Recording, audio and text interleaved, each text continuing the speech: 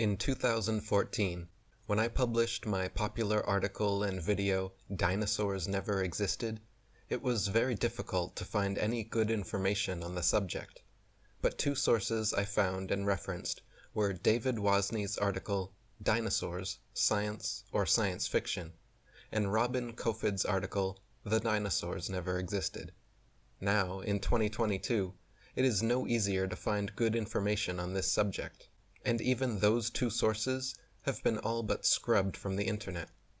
Robin Kofid's article and his entire GVE News website have since been deleted, and mysteriously neither the article or his site are even recognized by the archive.org Wayback Machine. If anyone is able to find that piece in its entirety, please send it to me. David Wozney's original article and website have also mysteriously been deleted, but I was able to find a saved copy, and am making this video to preserve it for posterity.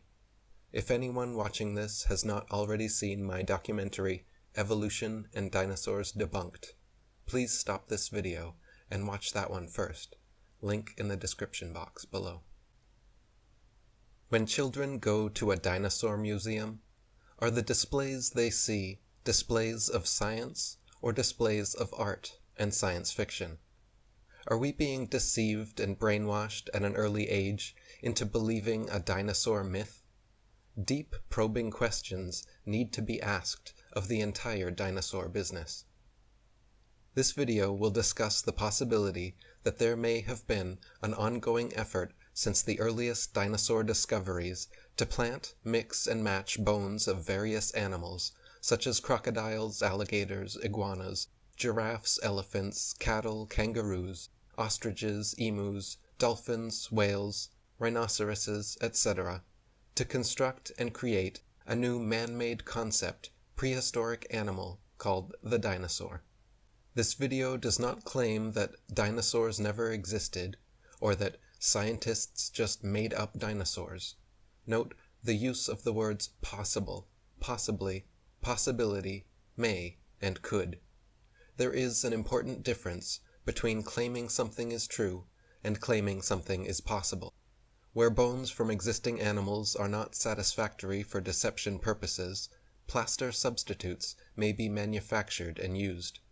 Some material similar or superior to plasticine clay or plaster of Paris would be suitable.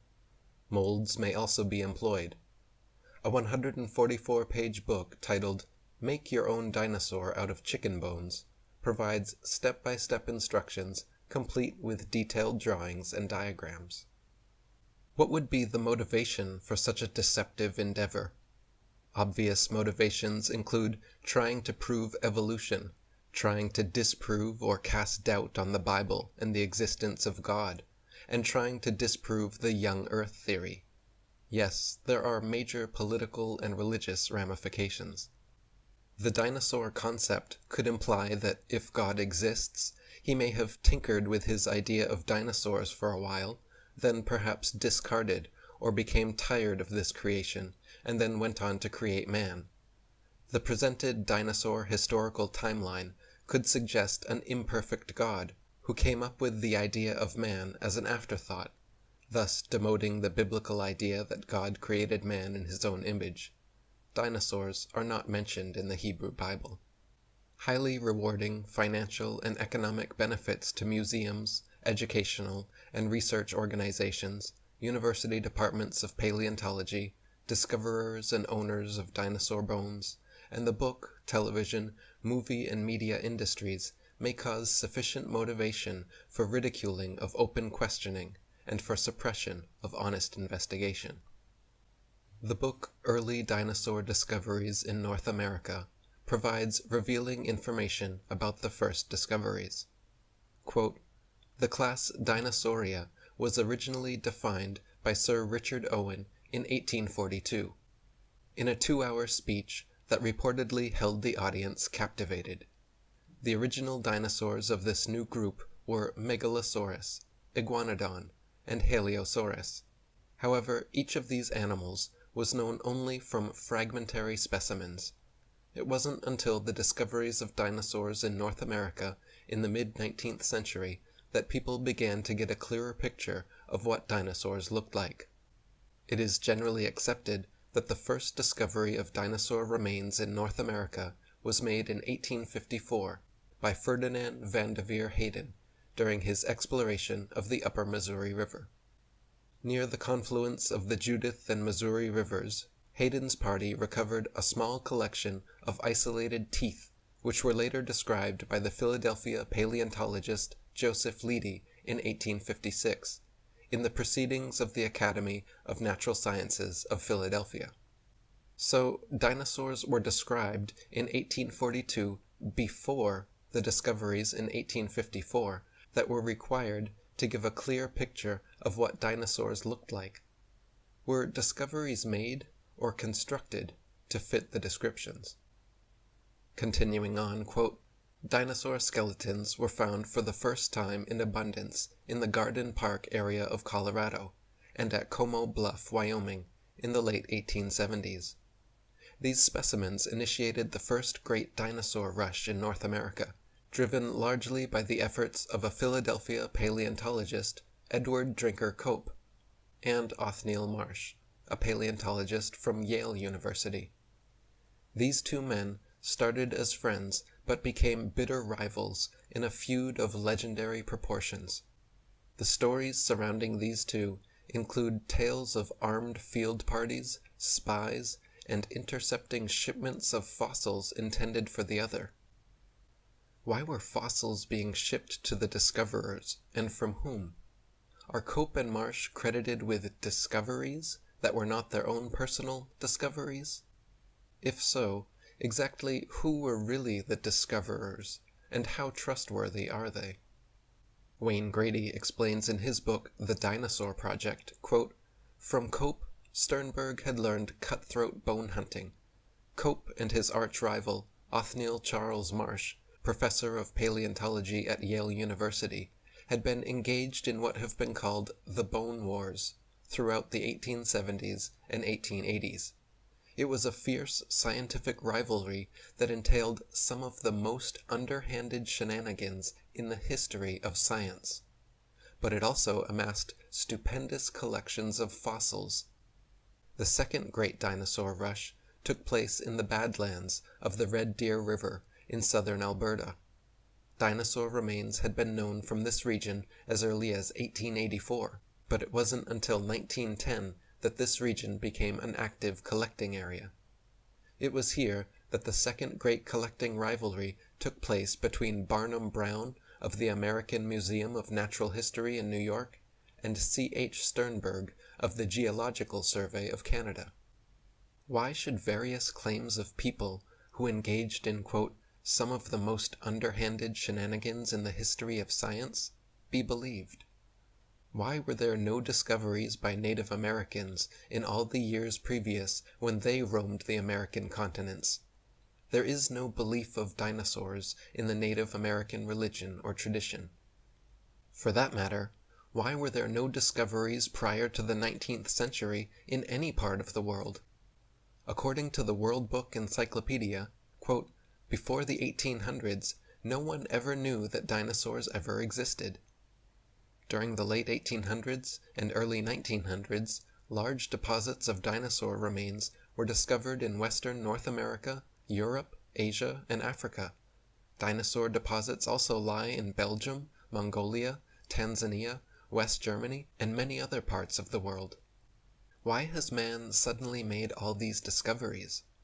The land areas of Belgium, Mongolia, Tanzania, Western Germany, and the Americas as well were inhabited and very well explored for thousands of years, and there were no discoveries until the 19th century.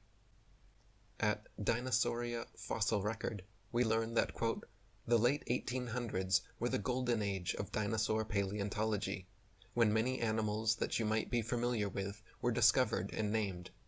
Today, we seem to be in another dinosaur renaissance, with new information accumulating rapidly.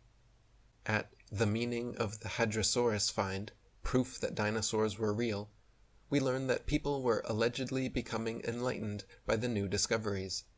The impression that I receive is that people were possibly being deceived and that the discoveries were possibly being made as an effort to try to discredit the Bible. The meaning of the Hadrosaurus find, proof that dinosaurs were real, states, quote, "The first real proof of dinosaur existence, 8 years after this reference book was published, the first comprehensive skeletal form of a real dinosaur, Hadrosaurus falki, was unearthed in Haddonfield, New Jersey. Taller than a house, it had the pelvic structure of a bird, the tail of a lizard, and incredibly, it walked upright on 2 legs, foraging with arm-like forelimbs." Were the bones of a bird and lizard and other animals used in the discovery? The presented Haddonfield skeleton did not prove dinosaurs ever were real living creatures. Most people have handled animal bones and would be able to notice the higher density and different color or texture of most so-called fossilized bones. However, discoveries and excavations most typically seem not to be made by disinterested people, such as farmers, ranchers, hikers, outdoor recreationists, building construction industry basement excavators, pipeline trench diggers, and mining industry personnel, but rather by people with vested interests, such as paleontologists, scientists, university professors, and museum organization personnel, who were intentionally looking for dinosaur bones, or who have studied dinosaurs previously. Do dinosaur professionals with vested interests have some kind of well-kept secret about knowing where to search that dinosaur amateurs without vested interests are unable to figure out? The finds are often made during special dinosaur bone hunting trips and expeditions by these people to faraway regions already inhabited and explored. This seems highly implausible. More believable is the case of the discovery of the first original Dead Sea Scrolls in 1947, which were unintentionally discovered by a child, and which were all published by 1955. In some cases of discoveries of dinosaur bones by people who do not work in a job related to dinosaurs, it was suggested to them by some dinosaur professional to look or dig in a certain area. In other cases, the government had considerable foreknowledge that dinosaur amateurs would be digging in a certain area. Also very interesting to note are special areas set aside and designated as dinosaur parks, for which amateur dinosaur hunters are required to first obtain a dinosaur hunting license. Take a look at Dilophosaurus discovered and the discovery of Haddonfield's dinosaur for some ideas as to how this may have occurred. Also, a multitude of bones and dinosaurs are strangely found in the same place, suggesting possible planting of bones. The following 3 paragraphs are from The Seizure of Sue the T-Rex. Quote, "The Larsons are still working this find, which they called the Ruth Mason Quarry.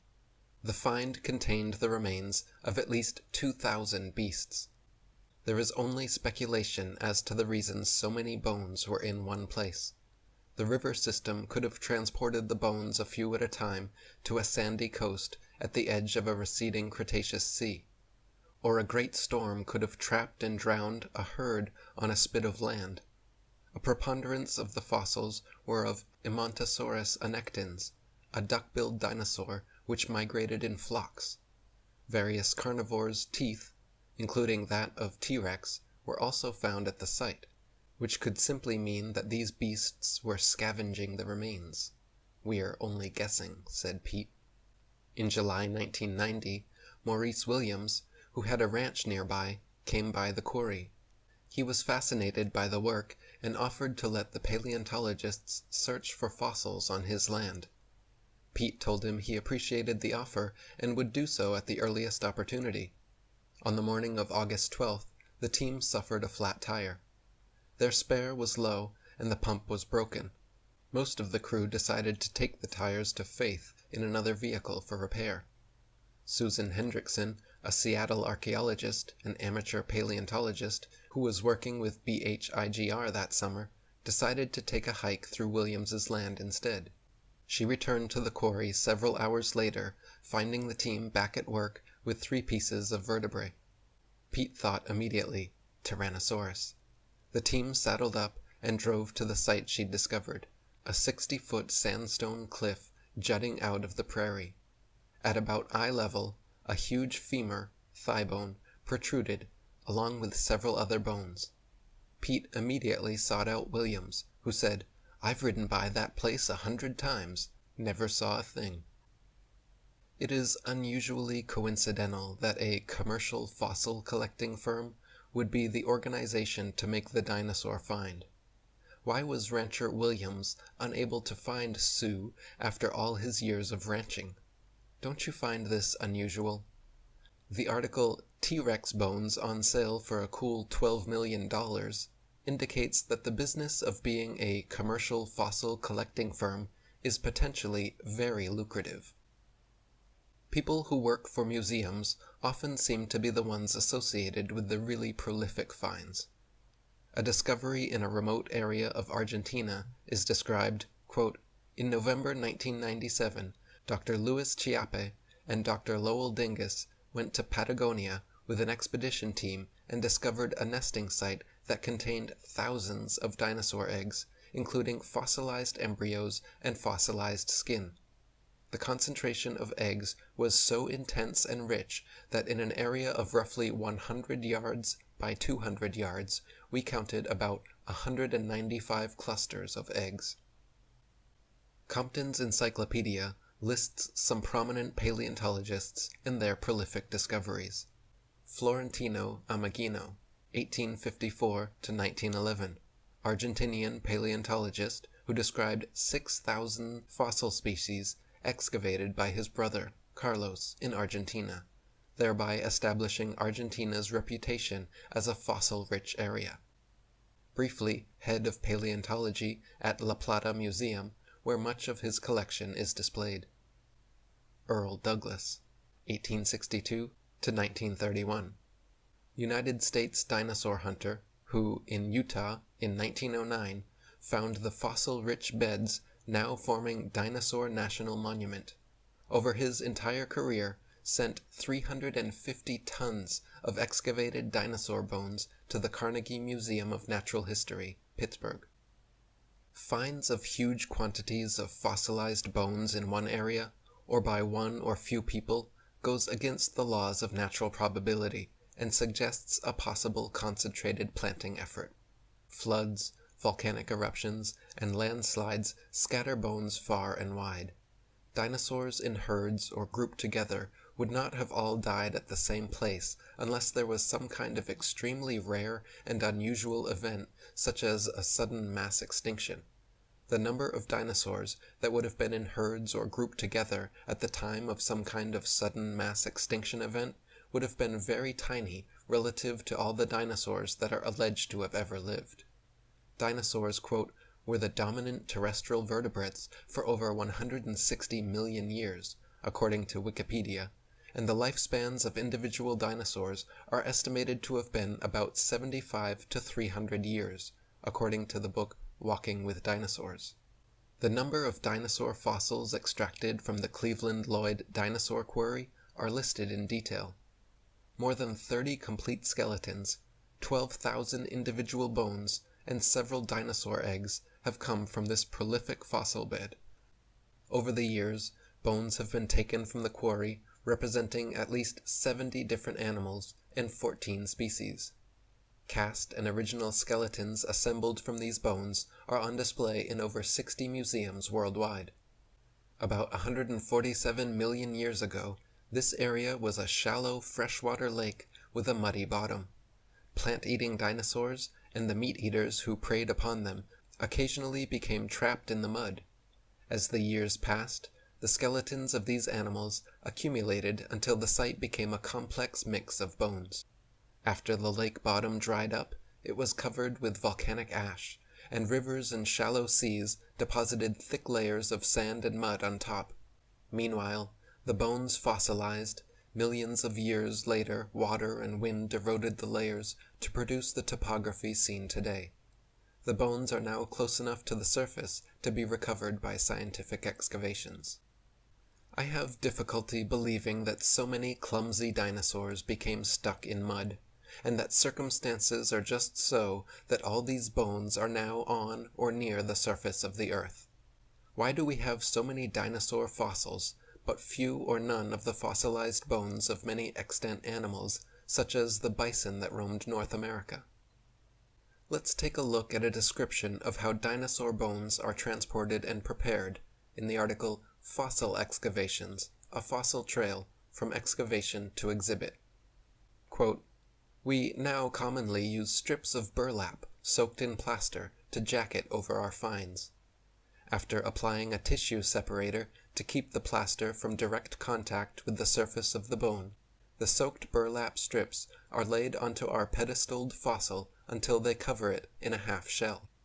The end result is a bone totally encased in a protective mummy-like field jacket and ready for safe transport. So preparers and transporters work with plaster all the time. Plaster lying around, therefore, does not draw questions or suspicion.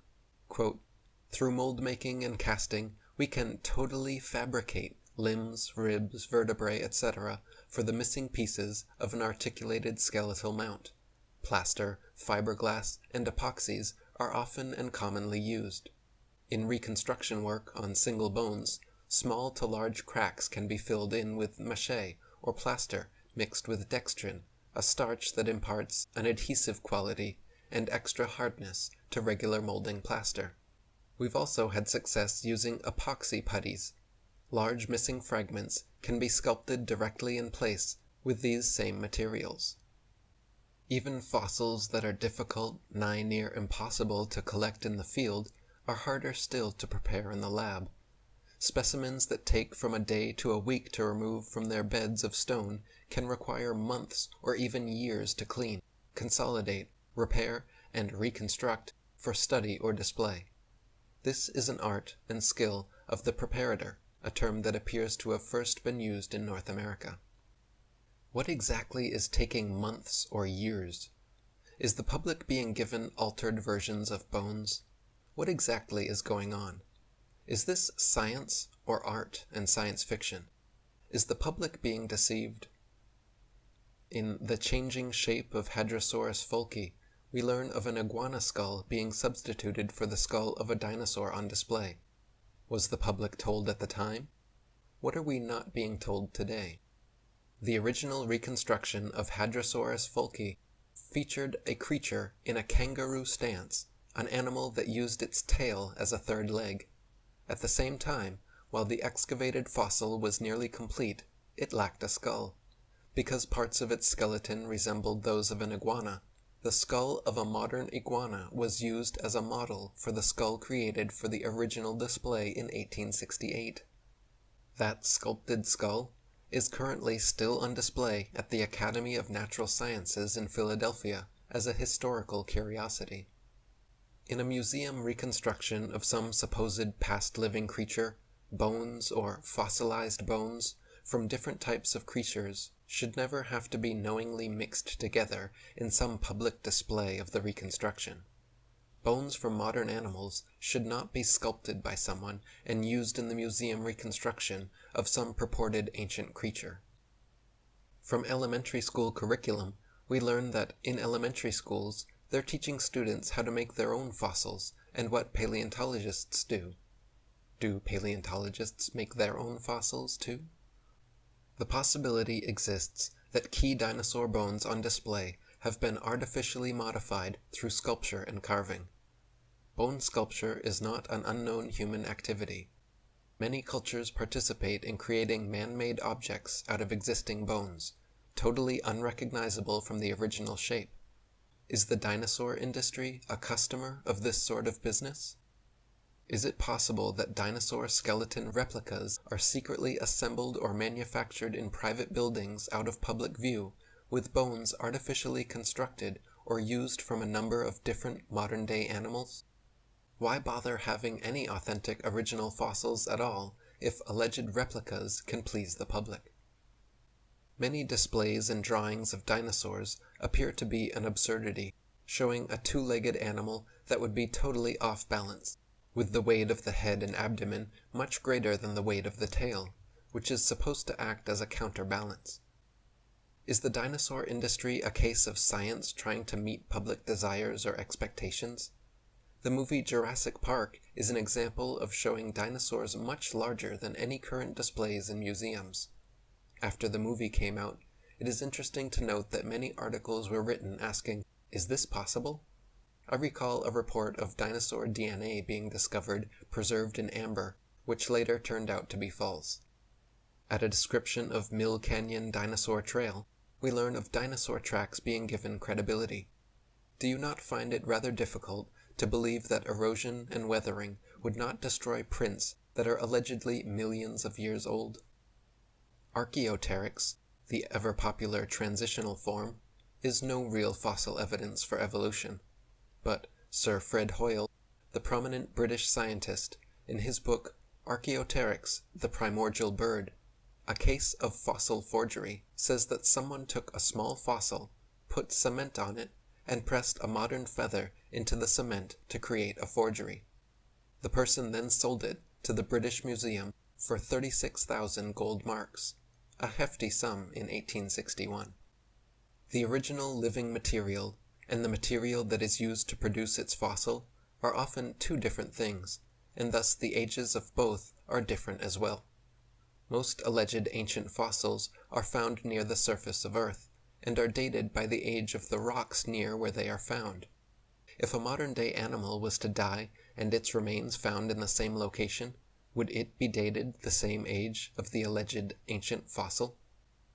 According to Margaret J. Helder, Ph.D., in her book Completing the Picture, a handbook on museums and interpretive centers dealing with fossils, quote, "Scientists used to be very impressed with the potential of radiometric for coming up with absolutely reliable ages of some kinds of rocks.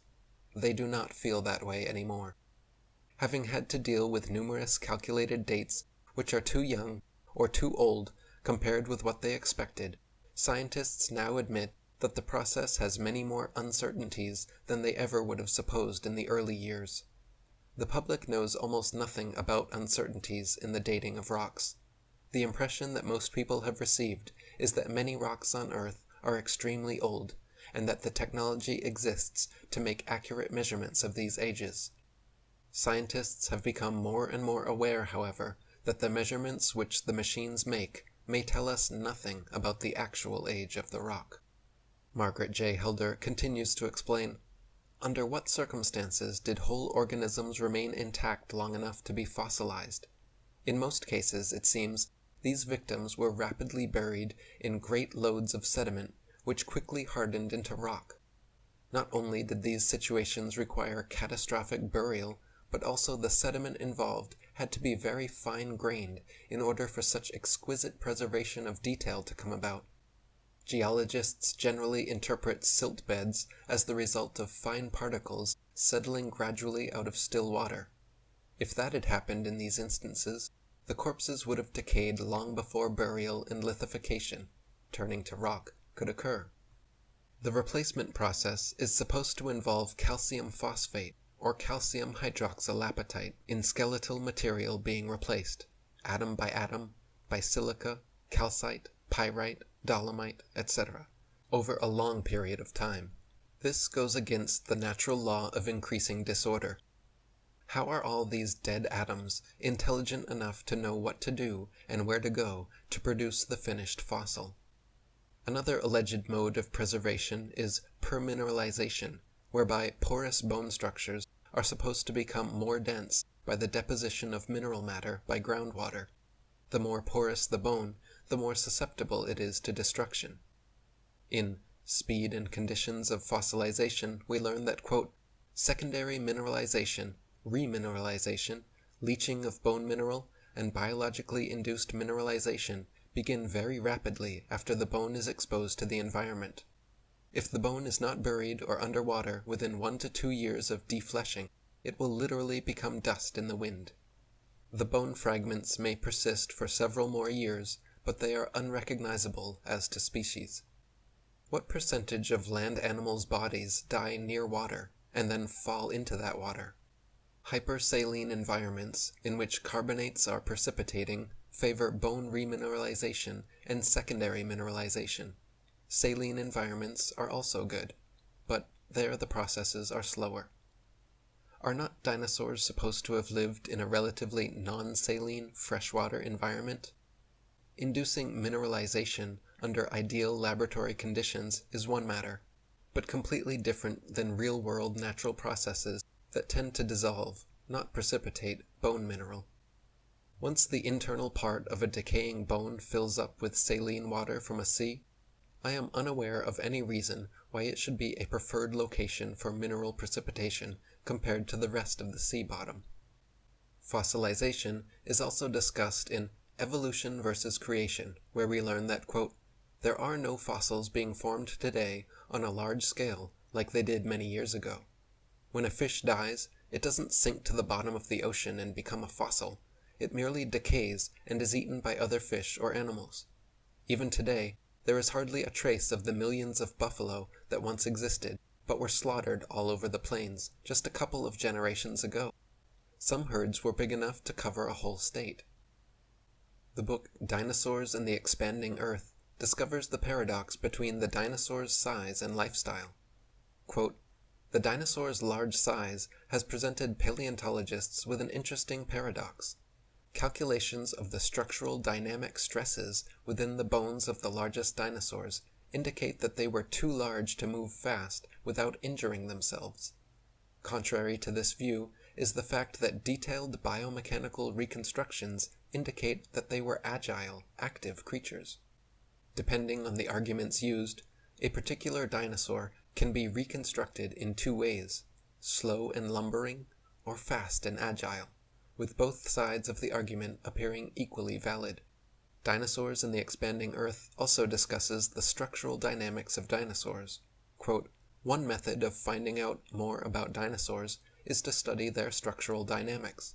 This method considers the loads and forces acting on the structure of their skeleton as they moved. The dinosaurs' structural dynamics indicates that the loads acting on their skeletons were much greater than that of present-day animals. In some cases, because of the dinosaurs' large size, calculations indicate that the bones of the largest dinosaurs were likely to buckle and crack under their own immense weight. These calculations were responsible for promoting the idea that the dinosaurs must have moved very slowly to prevent sudden shocks to their skeleton. This idea of slow-moving animals does not agree with the biomechanical analysis of dinosaurs, which indicate that the dinosaurs were agile, active creatures. This is the paradox between the dinosaur's size and lifestyle. There is a simpler solution to these paradoxes other than having to reduce Earth's gravity. Some people point to Job 40:17 as evidence that dinosaurs are mentioned in the Bible. They state that only dinosaurs could fit the description of having a tail like a cedar. He moveth his tail like a cedar. The sinews of his stones are wrapped together. However, Bible translations other than the King James Version clearly reveal that alternative understandings are possible for what this verse is actually stating. He doth bend his tail as a cedar. The sinews of his thighs are wrapped together. Job 40:17 could be stating that the behemoth bends his tail with the same ease and speed that he bends a cedar tree, such as would be required in clearing land. Indeed, this is consistent with his strength and force, Job 40:16, and suggests his usefulness as being a beast of burden for man. God made the behemoth with man, Job 40:15. His tail sways like a cedar, the sinews of his thighs are close-knit. He makes his tail stiff like a cedar, the sinews of his thighs are knit together. Alternatively, Job 40:17 could be stating that the tail of a behemoth sways in the same manner that a cedar tree sways, or that the behemoth makes his tail as stiff as a cedar tree. The behemoth could very well be the elephant. The elephant is a beast of burden for man in that it is used to move tree logs, such as cedar logs, with its trunk and tusks. The elephant can move these logs around like it moves its tail. In India and some other Asian countries, elephants are used in the logging industry. An elephant can move a log that weighs 600 pounds. It lifts smaller logs with its tusks and holds them with its trunk. An elephant can knock down a tree 30 feet high that has a diameter of 2 feet. Elephants eat grass, shrubs, leaves, roots, bark, and branches. wild elephants drink up to 40 gallons of water daily. The Matthew Henry commentary on Job 40 concurs with the idea of the behemoth being the elephant. Since other logical explanations are available for what the behemoth is, other than the dinosaur, there is no requirement for Christians to consider the behemoth of Job 40 to be the dinosaur, or to even believe in dinosaurs. Petroleum is often referred to as fossil energy. However, Thomas Gold has claimed that hydrocarbons are found in many locations where a biogenic origin is improbable or impossible, such as in the Earth at great depths below any biological debris, and on asteroids, comets, the planets Jupiter, Saturn, Uranus, Neptune, Pluto, and their various moons such as Titan and Triton. Meteorites have been found containing coal, and polycyclic aromatic hydrocarbons, PAHs, are found in coal and petroleum. Numerous other arguments against a biological origin for petroleum exist, such as the claim that hydrogen-saturated hydrocarbons are unlikely to have been derived from any biological debris. A theory exists that petroleum is not a fossil fuel with a surface origin. Therefore, one could believe that the alleged past existence of dinosaurs, or the alleged past existence of any other ancient living material, is not necessary to explain the origin of petroleum. Dinosaur bones sell for a lot of money at auctions. It is a profitable business. There is pressure for academics to publish papers. Museums are in the business of producing displays that are popular and appealing.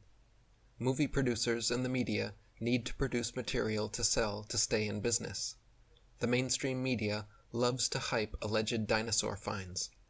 Much is to be gained by converting a bland non-dinosaur discovery of a bone of modern origin into an impressive dinosaur find, and letting artists' interpretations and imaginations take the spotlight, rather than the basic, boring, real find. There are people who desire and crave prestige, fame, and attention. There is the bandwagon effect and crowd behavior. And then there are people and entities pursuing political and religious agendas. During the 19th century, a new worldview of evolution was being pursued by then influential people such as Darwin and Marx. During this era of thought, the first dinosaur discoveries were made. Were these discoveries made to try to make up for inadequacies in the fossil record for the theory of evolution? A history of evolutionary thought lists some of the influential people setting the stage for the evolution way of thinking. Preludes to Evolution, Jean-Baptiste Lamarck, 1744 to 1829, Thomas Malthus, 1766 to 1834, George Cuvier, 1769 to 1832, William Smith, 1769 to 1839, Etienne Geoffroy Saint Hilaire, 1772 to 1844, Adam Sedgwick, 1785 to 1873, Patrick Matthew, 1790 to 1874, Mary Anning, 1799 to 1847, Sir Richard Owen, 1804 to 1892, and Louis Agassiz, 1807 to 1873.